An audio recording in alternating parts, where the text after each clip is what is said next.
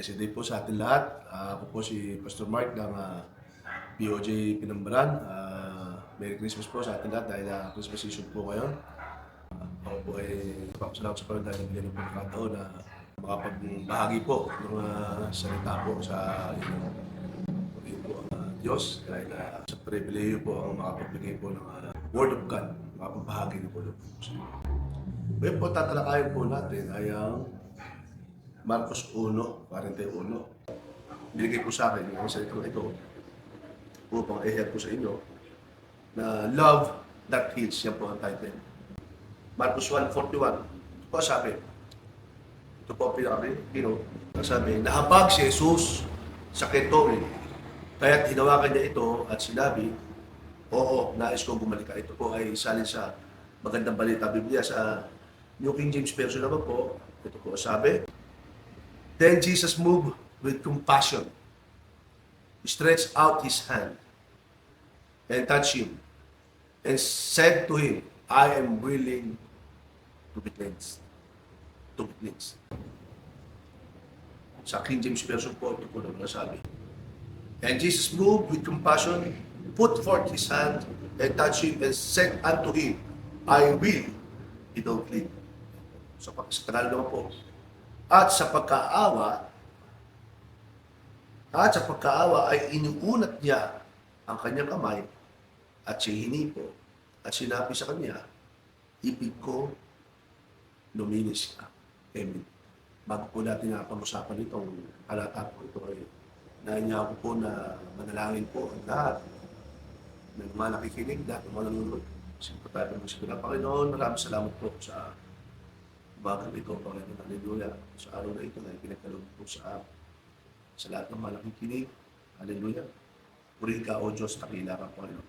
At sa lahat ng mga nakatunghay, lahat ng mga nanonood. Sa araw na ito, Panginoon, hallelujah, sa pagbabahagi ng iyong salita, sa pagmagitan ng iyong lingkod, Panginoon, ay maraming salamat po, Panginoon, hallelujah, sa iyong salita, hallelujah.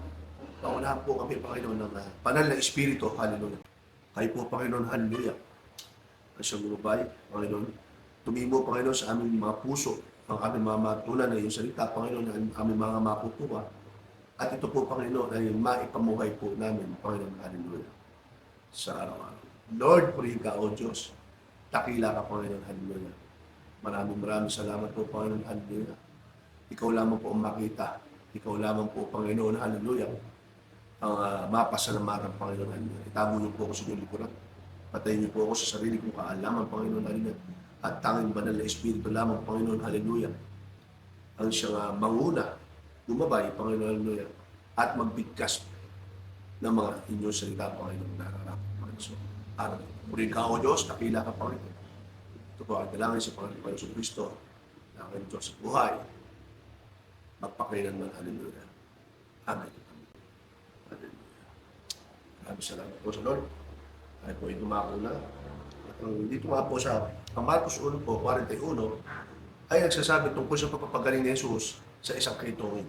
Hallelujah. Love that heals. Ay parang sabi nga, narito po mga yung aral na ating po matutunan at maaari natin makuha mula po sa talatang ito.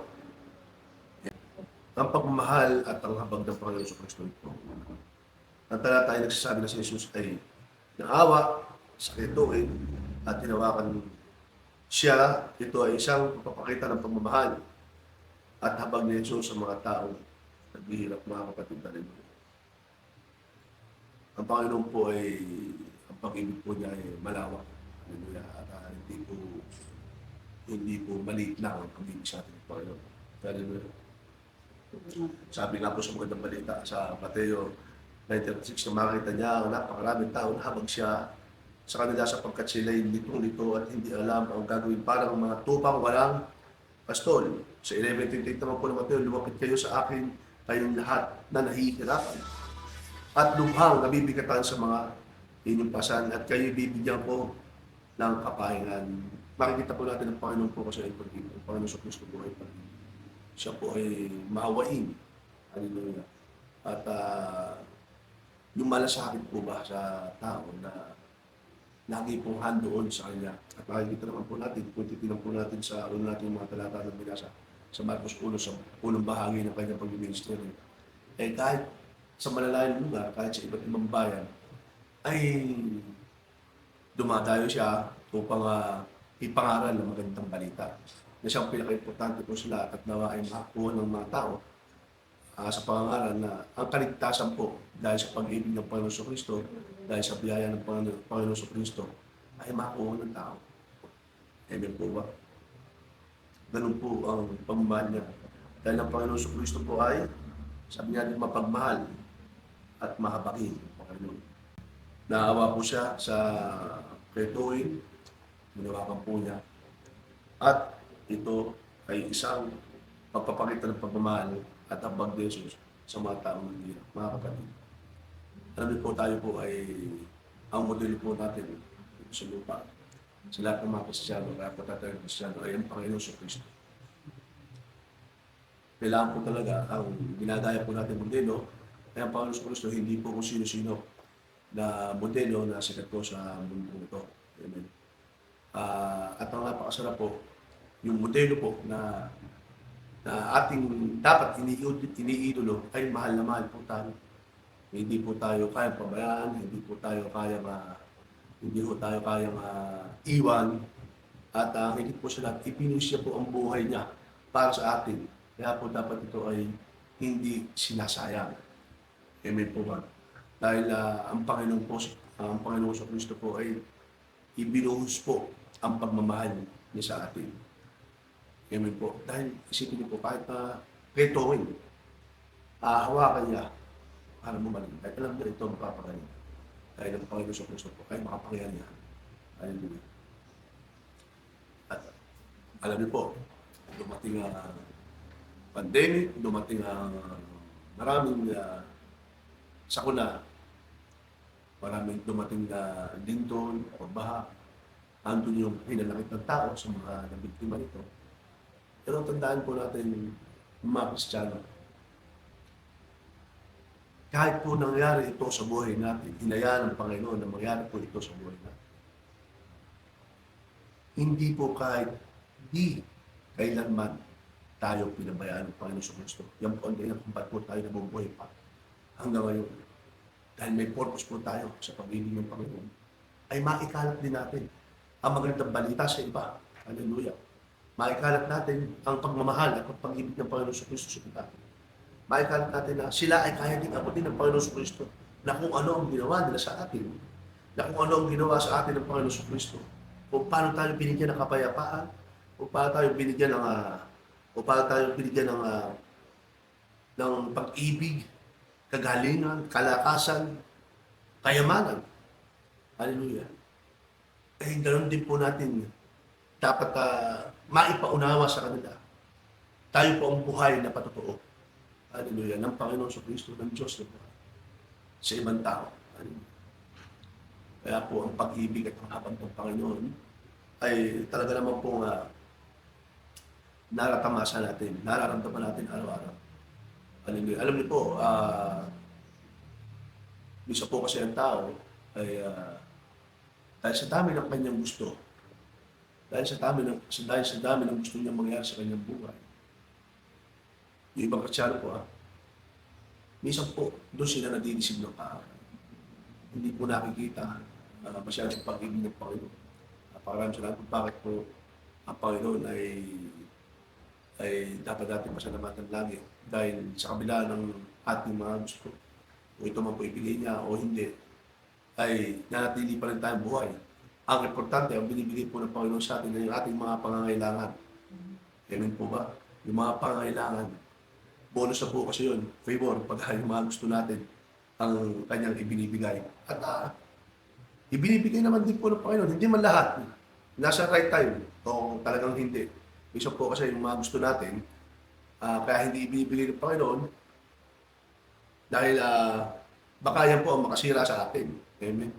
Hindi naman huhulit na hindi ibigay ng Panginoon, hindi niya na tayo mahal, hindi niya na tayo pinakabagan, hindi na ho sa atin naawa ang Panginoon. Hindi po. Hindi ulit ibinigay ng Panginoon ang pinapanalangin mo, hindi ibinigay. Ay, hindi kanya mahal. No, kapatid. Ibinibigay ng Panginoon ang kung ano ang makabubuti sa iyo ibinibigay ng Panginoon kung ano talaga ang kailangan mo. Isipin po, alam niyo po ba, napakaraming naghihirap sa mundo. Napakaraming tao na walang bahay. Amen. Tayo pa mga reklamador, mga Kristiyano, nagrereklamo pa po tayo sa Panginoon. Pero hindi ho natin nakikita, hindi ho tayo natutulog. Nakagaya ng iba, sa lansangan. Napakapalad po natin. Alam niyo po sa pag-aaral, ang daming tao na walang bahay. Ngayon tayo mga Kristiyano, wala akong kilalang Kristiyano, walang bahay. Kapag kagigising, ay walang bumuhan na makakumulatan, na hindi nakahiga, hindi maayos na higaan. Amen. Tinanggap po natin ang Panginoon sa Kristo at masabi, siya dumating upang tayo magkaroon ng kasaganahan ng buhay sa mga tunay na tatanggap sa Panginoon. Sa mga hindi nagpapakita ng tao, sa nagbibigay ng hindi nagpapakita ng tao. Minsan po kasi tayo, nagiging mabait tayo, nagpapakita ng tao tayo. Nagiging mapabigay tayo dahil nagpapakita ng tao tayo. Amen. Hayaan po natin na ang pag-ibig at ang awa ng Panginoon ay ibinigay niya, iniligay po niya sa puso natin. At siya bumusin, at siya kumilos. Hallelujah. Dahil nabubuhay tayo sa biyaya. Alam niyo po, pagka tinanggap niyo po ng totoo ang Panginoon sa Kristo. Excuse po. Pagka tinanggap niyo po ng buong Panginoon sa Kristo, magugulat ka na lang na ikaw dati mainit ng ulo, hindi na maghihintang. Na ikaw na dati masungit, marimot, hindi mapagbigay, ay naging mabait mapagbigay. Na ikaw na dati na hindi masunurin, na matigas ang ulo, ay nagiging masunurin at nagiging mabait. Dati hindi ka maawain. Napapasin mo ng sarili mo na nagiging maawain ka na. Bakit? Hindi po yun dahil sa gawa nyo, hindi dahil yun sa kautusan, kundi dahil sa biyaya ng Panginoon, sa faith, sa pag-ibig, sa habang na ibinigay ng Panginoon sa puso mo. Ibinigay. Dahil sa pananampalataya na ibinigay ng Panginoon sa puso. Kaya pagka ikaw ay isang tunay na Kristiyano, magugulat ka na lang na ikaw pala ay iba na kaysa sa dating pagkatao. Ganun po kumilos ang Panginoon. Hindi po ito pinipilit. Kaya yung mga nagsasabi na ayaw kong maging Kristiyano, ayaw kong pumasok sa born again na yan, born again. Kasi dati po noong una, kaya ayaw kong pumasok kasi may iiwan ko yung mga ginagawa kong mga kalokohan.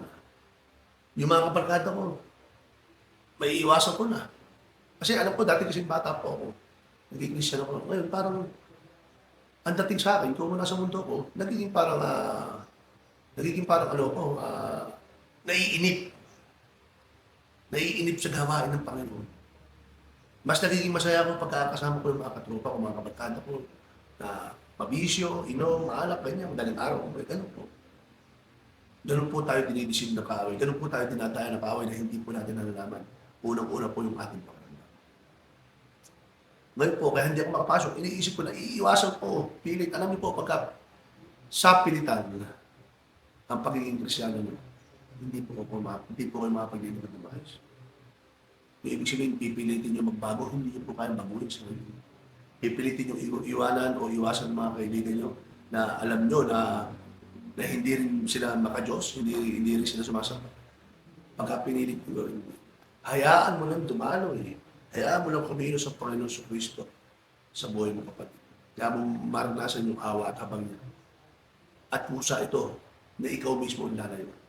Pusa na may iwasan mo sila ng maganda at maayos ang puso na hindi ka napilitan. Alam niyo po pagka hindi ka napipilitan, nung pala kagagawa. Ang mga bata po, utusan mo na may ginagawa yan. Naglalaro ng event, naglalaro ng mga computer, naglalaro sa online games. Utusan mo at naabala sila. Tandaan niyo po, masama po ang loob niyan. Pero kung maayos po ang lagay ng bata, maayos at gusto niya, ginagawa niya, ano man ang inutos mo, masusunod po niya na maayos. Ganun po ba? Nakukuha niyo po ba? Ganun po ang pagsunod sa Panginoon. Hallelujah. Ganun po ang kapagkatang-haba ng Panginoon. Sige po, dumako po tayo sa ikalawa. Ito po ay ang kapangyarihan ng Panginoon sa Kristo ng magaling. Alam niyo po, napakaraming beses po na nakasaksi ako na gumaling, hindi lang sa online, kundi sa personal din po na ipinag-pray ay gumaling. Hallelujah. Lalo ang Panginoon sa Kristo. Dahil sa salita ng Diyos na aking nababasa at ito pinaniniwalaan ko, talagang nagiging saksi ako na ang Panginoon ay nagpagaling ng mga bulan, ng kaitongin, hallelujah.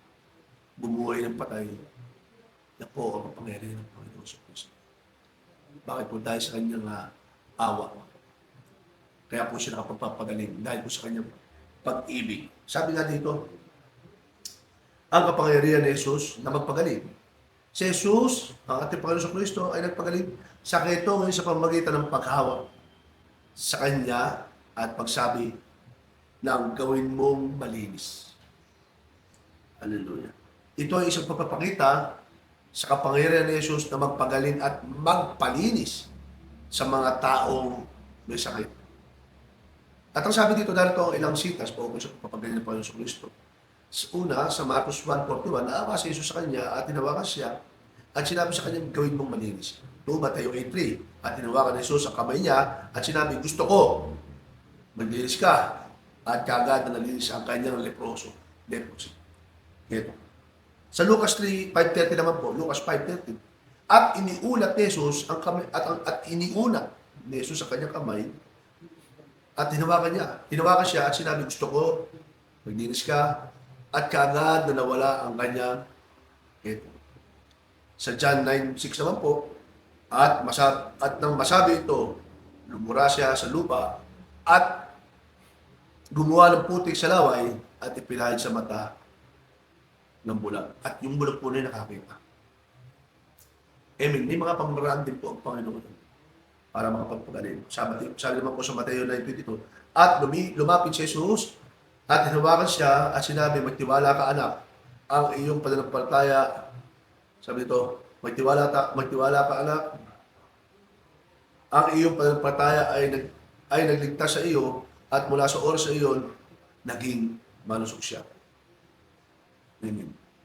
So, pamagitan ng pananampalataya, hallelujah, ay naging malusog, ibig sabihin, naging healthy, naging siya, magaling na. Amen. Alam po, meron pong salita sa Bible na lumapit sa mga matatanda ng iglesia upang mapahiran. Lahat na may sakit. Yung may mga sakit na lumapit sa matatanda ng iglesia at mapahiran na lang isa. Kaya mga siya may panalangin at dumating. Alam niyo po, pag ako po nagpipray ng may sakit, maging sa sarili ko po, pag ako may nararamdaman, nagpapahid po ako ng sa sarili ko. Yun lang is po rin, pinipray po namin mag-asawa para maging ma-anoint. Amen. At siya pong ginagamit namin sa mga lumalapit po na nagpapanalangin at sa mga membro namin sa church na nagtitiwala sa Panginoon ko pag makapagaling pagka sila may karamdaman. Alam niyo po, napakaraming beses ko pong nasaksiyan. Kahit po ang Panginoon pagkakabilos. Hallelujah. Ay, talaga na mga pagpapagaling. Kahit ikaw, kapatid. Sabi nga, iwanan ko maling espiritu upang siyang gumabay sa inyo. At lahat, sabi ng Panginoon, at lahat ng aking nagawa ay higit pa magawa niyo. Ibig sabihin, kasama ang banal na espiritu sa pagpapagaling. Higit pa sa nagawa. Kaya kahit ikaw, kapatid, pagka tayo po tumungkol sa Panginoon sa Kristo, kasama po ito sa mga pribilehiyo na matatanggap natin. Hindi lang po tayo magiging anak, hindi lang po tayo magiging kaibigan ng Panginoon, hindi lang po tayo ligtas, kundi tayo gagamitin din. Hallelujah.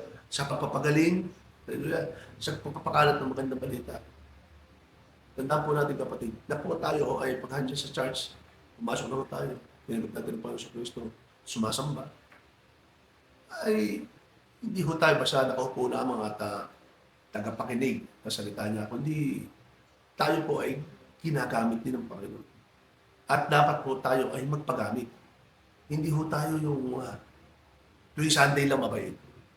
Hindi po tayo yung Zimbabwe. Alam mo po ba yung Zimbabwe? Kaya po ganyan eh. Yung tuwing Sunday lang siya mabait, tapos samba lang siya, uwi, samba, uwi, samba, uwi, samba, uwi. Yun po, Zimbabwe. Amen. Kailangan po natin yan. Makipagpalakasan sa church. Hindi ko naman po sinabi nga yung relihiyon namin o relihiyon na ito siya nakapagliligtas, kundi ang relasyon sa Panginoon. Kailangan lang po natin ng fellowship. Kailangan lang po natin ng kongregasyon para makipagpalakasan, maging malakas tayo. Kailangan natin makita yung testamento ng bawat isa.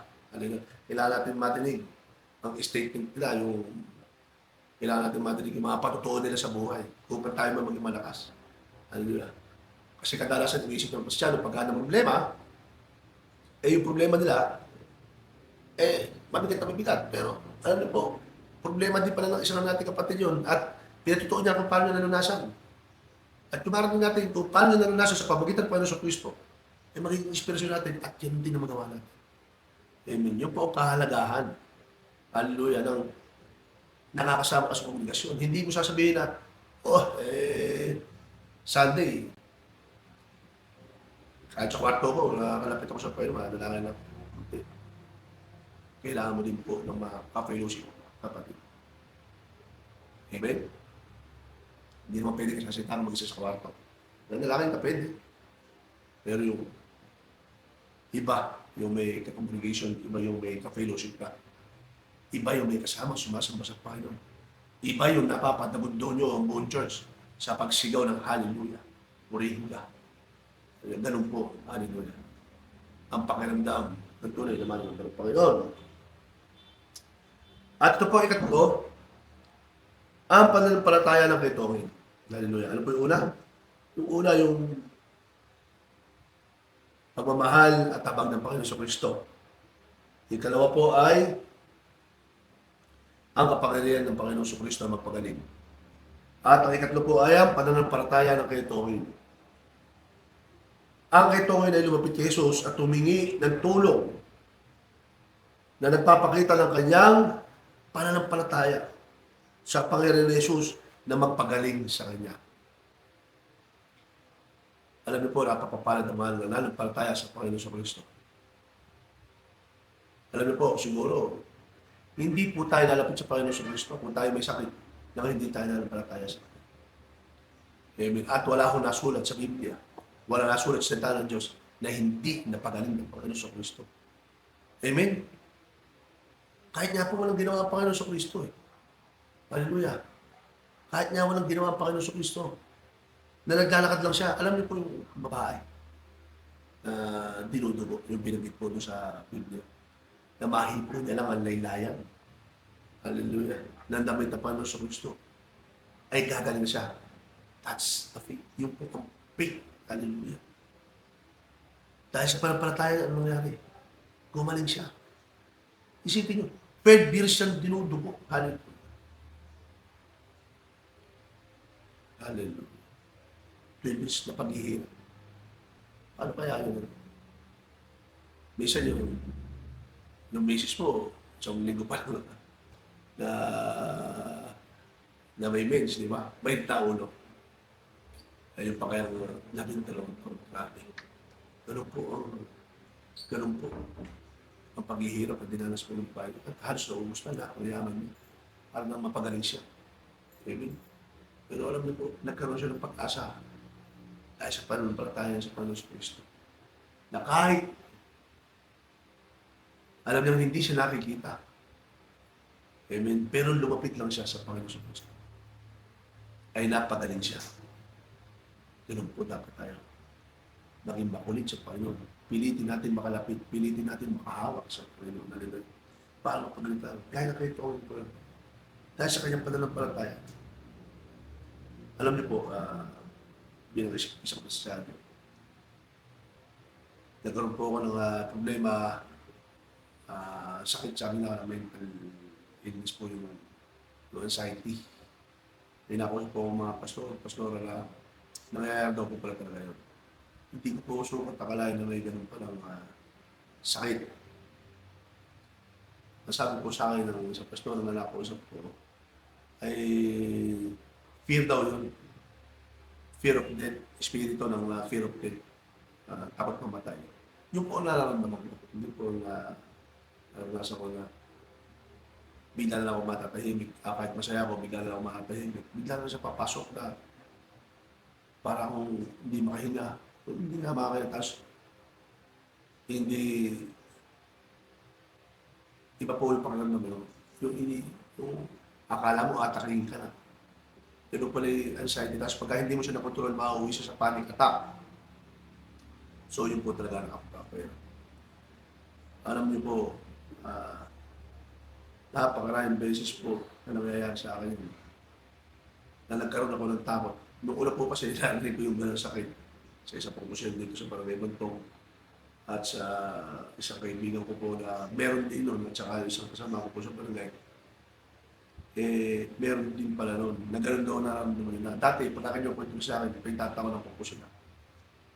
Hindi ko akalain na mangyayari po pala sa akin. Ngayon po nagkaroon po ng gawain sa Gimba. Yung huling gawain po doon na para sa Evangelical. Nagpipresin ko kasi. Hinihiling ko po talaga sa Panginoon sa pamagitan ng faith ko na tanggalin niya. Yun ang alisin sa akin ng Panginoon yung mga ganun palang dahil bago po mangyari ang gawain ko sa BOJ Gimba ay 3 araw po sunod na halos maghapon po na gano'n ang aking pakiramdam. Takot na takot. At pilit na kinakalmi sa sarili ko na lang yung mabilis ang tibok ng puso ko na iniisip ko ay mamamatay na ako. Ganun po ang pagkilos ng kaaway. At nireview ko po, talagang inalis, team. Pinili ko po na makalapit sa Panginoon, na pinili ko na mahawakan, kumbaga sa ginawa ng babae. Hallelujah. Na kahit na hindi alam ng Panginoon sa Kristo, ipinray ko talaga na, Lord, tanggalin niyo po. Alam niyo po hanggang ngayon. Simula po nung nakaraang rampa, halos pagkatapos ko nagawin hanggang ngayon, hindi na po ako sinumpo, hindi na po pinarana sa akin ng Panginoon. Kaya napakaraming salamat po sa Panginoon. Tunay lang po tayo sumamba sa Kanya. Tunay lang po tayo pasalamat at lumapit sa Kanya ng buong puso.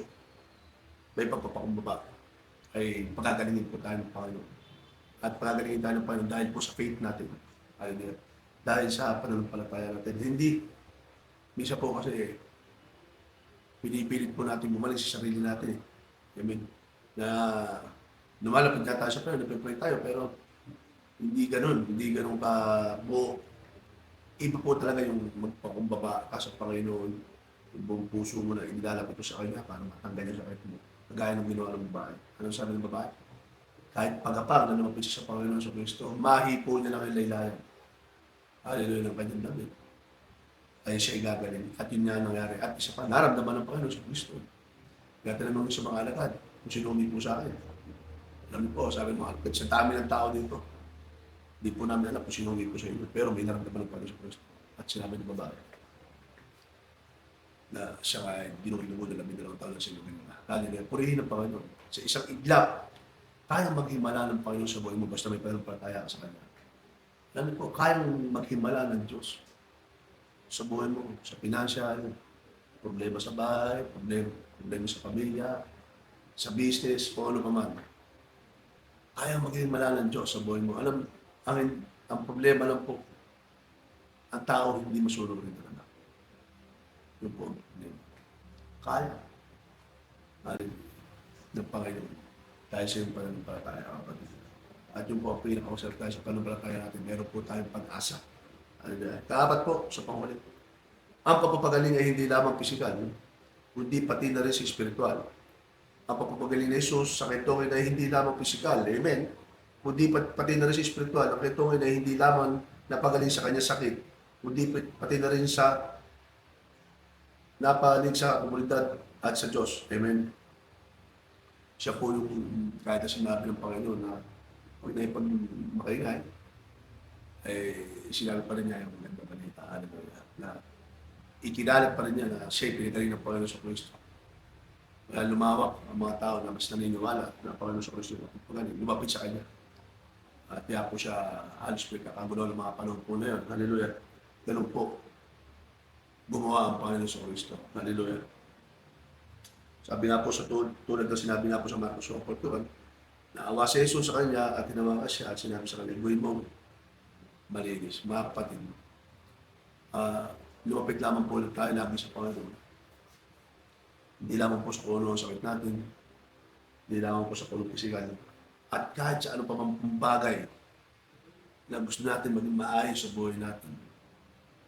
Alam niyo po, nung panahon na ako'y bata pa, isa po sa pinapanakot sa amin ng nanay, kapag naliligo kami araw-araw, dahil baka magkakaitong pa. Tapos paano ba ako yung kwento daw, nagsisimula daw yun, magsusugat yung dulo ng daliri kasi nauupon. Eh, nakakahaw daw yun, kaya itatapon pa sa palawan, sa malayo. Eh, siya naman po namin pinatatakutan. Ganun po. Pero, ganun po, ang sakit niya. Pero nakatulong po pa ng Kristo. Hindi po siya naawa. Hindi po siya natakot na maawa, kundi labag siya, niniko pa niya. Meron pa nga, niyakap niya eh. Amen? At ito'y gumaling. Ano? Kung kayang pagalingin ng Kristo ngayon ng Panginoon sa Diyos, kaya din ayusin ng Panginoon ang buhay mo. Lumapit lang tayo ng una, lumapit tayo na maayos sa Panginoon. Na may buong puso, may buong pagpapakumbaba. Hallelujah. Huwag ko tayong tumutok sa mundo. Huwag ko natin isipin kung ano man yung maganda sa mundo. Sa isang idlap kaya tanggalin ng Panginoon. Ano yung masasakay sa Cebu? Nung bumaha. Nakita niyo kung paano ginawang parang laruan. Diba? Ibig sabihin, yung masasakay na yun, pinag-ipunan yun. Pinaghirapan na ipundar yun, namamayari. Kung may mayaman man talaga ron, eh kaya bilhin, di ba? Pero karamihan po doon, inulugan yun, pinaghirapan na maipundar para may magamit sa pamilya, may magamit sa trabaho. Amen? Sa taan, nung pumutok. Nung dumating ang Undoy, amen? Dumating ang Yolanda, napakarami sa kuna na nagpapakita na ang mundo o ang yaman sa mundo ay temporary. Nasa isang itlap, kayang tanggalin ng Panginoon. Na kahit na ikaw pinakamayaman, sa isang itlap, kayang tanggalin ng Panginoon. Amen? Kahit na buhay mo, hindi kayang pagalingin ng limpak na pera yan. Hindi kayang extend ng limpak na pera ang buhay mo pagka-oras mo na. Pagka-kinuha mo. Alam niyo po, iba talaga pagka ang Panginoon ang yaman mo. Ang Panginoon ang tanging yaman mo. Ano? Sa mga kabataan po dito, nais ko po ipaisip, ipaunawa sa inyo, mga kabataan. Kalimutan nyo ng lahat. Yes, mag-aral kayo. Gawin nyo, magsipag kayo para sa buhay nyo, para sa future nyo, para sa mga pamilya nyo. Pero wag na wag kayong makakalimot sa Panginoon. Tandaan. Pagka ang Panginoon ang tinresyon nyo, ang Panginoon ang ginawa nyo yaman, hindi kayo papukulangan ng Diyos. Kahit kailanman. At pagka ang Panginoon ang ginawa nyo yaman, ang buong kapayapaan ng Panginoon ang ibibigay sa inyo. Napakasarap yumaman na kasama ang Diyos kaysa sa mundo. Ang mundo, ang ibibigay sa iyo kasi yan, temporary lang. Kaya pang mawala ng Panginoon yan sa buhay. At pagkakayo sa Panginoon, hindi ka makakalimot sa iyong magulang. Hindi ka makakalimot sa iyong mga kasama. Hindi ka makakalimot dahil ang pagmamahal ng Diyos ay nasa iyo. Ano man problema, ano man sakit, ano man yan, kayang gawin ng Panginoon yan. Kayang bigyan ng himala ng Panginoon. Lumapit lamang tayo sa Kanya. Hallelujah. May habag at awa ang Panginoon. Mahal tayo ng Panginoon. Kaya, purin po ang Panginoon. Hanggang lamang tayo po manalangin. Lord, hallelujah, Panginoon. Maraming salamat po, Diyos, hallelujah, sa iyong salita na kami natutunan. Nawa Panginoon, hallelujah, tumimo sa amin itong puso at may pabuhay namin sa araw. Ako po yung papasalamat, Panginoon, sa paggamit po sa akin. Kayo lamang po ang makita, Panginoon, ang papasalamatan namin. Sa natapos po itong gawain, Panginoon, sa lahat po na makakarinig, extend niyo po kami sa kanila. Sa lahat po na nanonood niyo, nung may sakit, karamdaman, Panginoon, ang banal na Espiritu, ang paghilos, Panginoon, sa kanilang mga buhay. Kung paano po pinagaling ang may sakit karamdaman, Panginoon, nung panahon na kayo nandito sa lupa. Ganoon niyo rin po, Panginoon, sila pagalingin in the mighty name of our Lord, Sovereign God, Jesus Christ, Panginoon. Pagalingin niyo po sila. Lord, purihin ka, O Diyos, na kanila ka, Panginoon. Extend niyo po inyong pag-ibig sa lahat, Panginoon. Gamitin niyo po kaming lagi, Panginoon, lahat ng lingkod, Panginoon, buong body of Christ, Panginoon, hallelujah. Na may pangaral at may pakalat ang magandang balita, Panginoon, hallelujah, na nagliligtas, Panginoon, hallelujah, ng mga kaluluwa. Purihin ka, O Diyos, Panginoon, Bless niyo po ang lahat ng leader mula po kay Bishop hanggang sa mga mga miyembro, Panginoon, kay Rev. Mike, Panginoon, Bishop Sally, Rev. Mike, sa mga pastora, Panginoon, mga pastors, Panginoon, hallelujah. Vessel of Joy, hindi Panginoon, sa buong body of Christ, Panginoon, hallelujah. Sa buong Pilipinas, hindi na sa buong Pilipinas, buong mundo, Panginoon, hallelujah. Kayo po, Lord, hallelujah. Ang lumabay, ang protect, hallelujah. Sa lahat na. Muli ka, O Diyos, nakilala ka po. Maraming salamat, Panginoon, sa buhay ng mga nakikinig, sa buhay ng mga nanonood, Panginoon. Tunay nga po na ikaw ang Diyos sa buhay, Panginoon, hallelujah, na kumilos at magbuhos ng kapangyarihan, Panginoon, sa bawat tao, Panginoon, na makakapakinig at makakapusin. Makakapanood ito, Panginoon, ako, Diyos. Lord, maraming salamat po. Buhangin talangin sa Panginoon, Panginoon Kristo. Diyos na buhay, Panginoon man, ang lahat po ay nagsabi ng Amen. Amen. Thank you po sa inyo lahat. Maraming salamat. Ikaw ba'y napagpala ng gawain ito? Maaari lamang po na i-like ang Facebook page ng Vessel of Joy Online Devotion or mag-subscribe sa YouTube channel ng Vessel of Joy Online Devotion. Salamat po at Merry Christmas po sa inyong lahat and Happy New Year! God bless you!